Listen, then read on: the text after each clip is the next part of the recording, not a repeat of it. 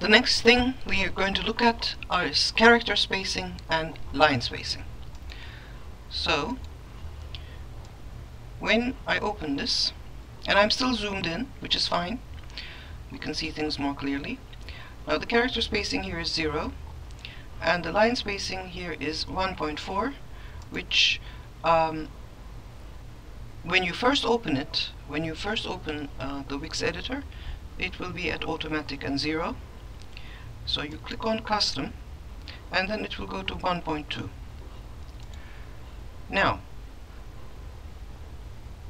this will become easier to read, because the thing that I'm focused on, which was what the tutorial before this one was also all about the semi-condensed fonts and why you should be using them, and this right here is a semi-condensed font that we're working with right now. It's always about readability, legibility, and when we have a text that has such narrow line spacing, then that will become more difficult to read than something that has a little bit more line spacing. So again, let's prove this, and I'm going to increase this line spacing from 1.2 to 1.4. Now there's a bug in Wix, and when you backspace and try to fix this, it will also get rid of that dot, and you need that dot, otherwise it won't work. And incidentally, this value here, this 1.2, 1.4, whatever, that's called an EM value, and I increased that from 1.2 to 1.4.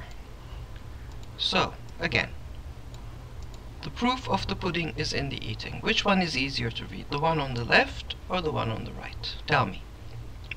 The one on the left, or the one on the right, sorry. The one on the right, right? That's the one that's easier to read, because I have increased the line spacing. Now, I could maybe take this further. I could maybe, let's see, can I just grab that 4? Yes, I managed to do it. So I went up to 1.5, and funnily enough, when you increase the line spacing too much, then it starts getting harder to read. So you have to find the perfect value for the point size that you are working with. When it's too narrow, it'll be hard to read. When it's too open, it will also be too hard to read. You need to find the perfect middle. In my experience with most point sizes on the web, the 1.4 M value is actually the good one that I always try to stick to with paragraph texts. Now let's take another copy, put it, well, I'm going to move this up here. We're almost done with this. Actually, let me just move it down here, bring this over here, not bring it up against the squiggly lines. So now let's look at the character spacing. The character spacing right now is 0, at exactly 0. Now if I open this, there will be more space between the characters, and it will become harder to read, right? Because of exactly the same situation that we had with the round Helvetica font in the previous tutorial.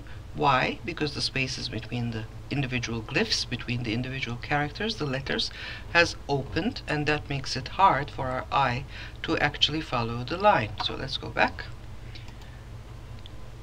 But I can also decrease this. But if I decrease it too much, so let's say I bring it down to, well, no, I didn't want to go 0.05. Okay, let's keep it there. So, is this one easier to read or the other one? It's the other one. It's the first one, because if you bring them in too close together, then that will also make it hard to read. But we can make it a little bit closer than this, and then it will be perfect. So instead of 0.05, if I just make this 0.02, then it's just a little bit narrower than this, and that actually makes it quite perfect to read.